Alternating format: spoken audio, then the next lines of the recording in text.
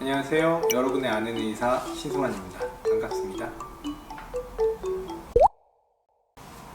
나이가 들수록 이가 시려서 시린이 때문에 불편해하시는 경우들이 많이 있는데요. 그 시린이의 원인이 어디에 있는지, 또 뭐 어떻게 예방을 하면 되는지, 치료는 어떻게 되는지 제가 한번 설명을 드리도록 하겠습니다. 치아가 시린 이유는 이 치아 구조를 봤을 때 치아는 머리 부분, 밖으로 드러나는, 잇몸 밖에 드러나는 머리 부분이 있을 수 있겠고요. 그 다음에 뿌리가 있겠죠. 원인은 두 가지에 다 있을 수 있어요. 머리 쪽에서 생기는 원인도 있고 뿌리 쪽에서 생기는 원인도 있습니다.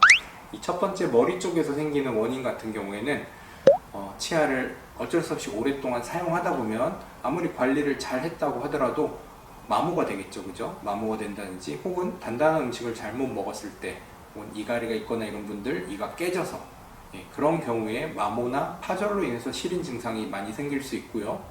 이건 주로 나이가 드신 분들, 한 40, 50대 이상에서 많이 생기는 일이고요.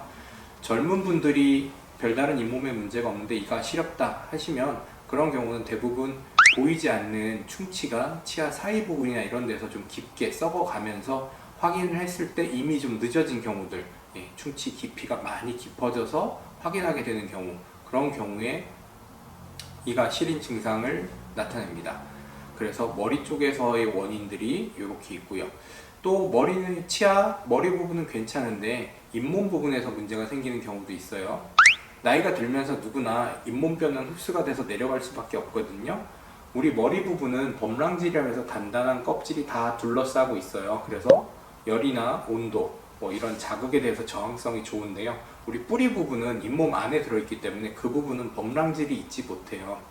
왜냐면 뿌리 안에서는 그 치아 잇몸뼈와 치아가 직접 연결이 되어야 되기 때문에 범랑질은 그런 역할을 못해요. 그래서 치아 뿌리 쪽은 그런 단단한 범랑질의 보호를 받지 못하는 상태죠. 근데 시간이 지나서 잇몸이 내려가게 되다 보면 어쩔 수 없이 보호받지 못하는 뿌리가 드러나게 돼요. 이 뿌리가 드러나는 것만으로도 치아는 굉장히 시린 증상을 느끼게 돼요.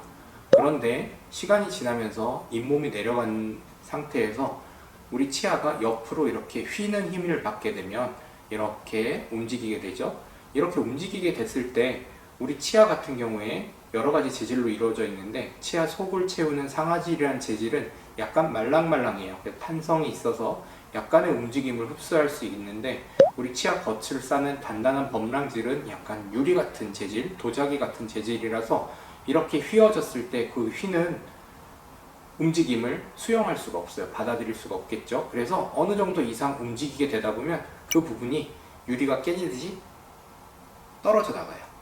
그게 생기는 게 주로 치아 뿌리 부분, 머리 부분, 중간 부분, 잇몸과의 경계선에서 생기는 일이에요.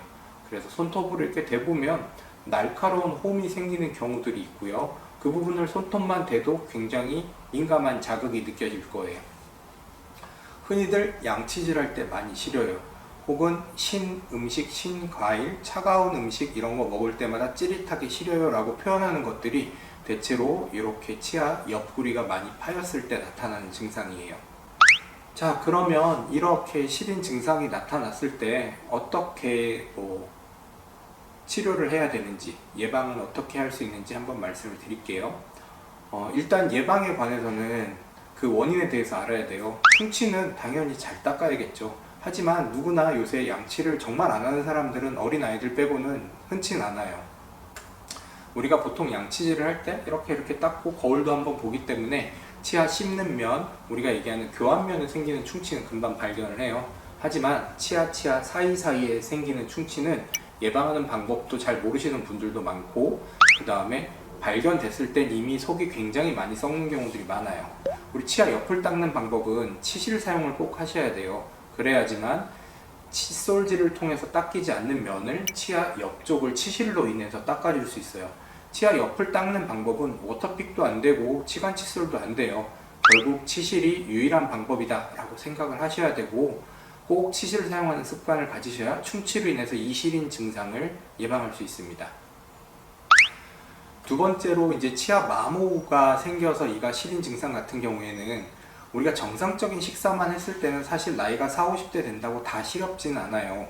뭔가 치아 위치가 안 좋고 부정교합이 있으신 분들 같은 경우에 어쩔 수 없이 나도 모르게 밤에 약간씩의 이갈이 증상이 있거든요.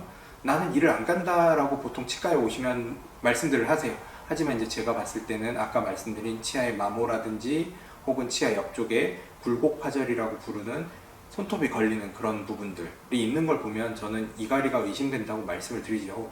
그런 경우에는 이제 작게 파인 경우라면 조금 더 지켜볼 수 있겠지만 계속 그게 진행되는 경우라면 적극적으로 이갈이 장치를 한번 사용하는 걸 고려해 보셔야 될 것 같아요.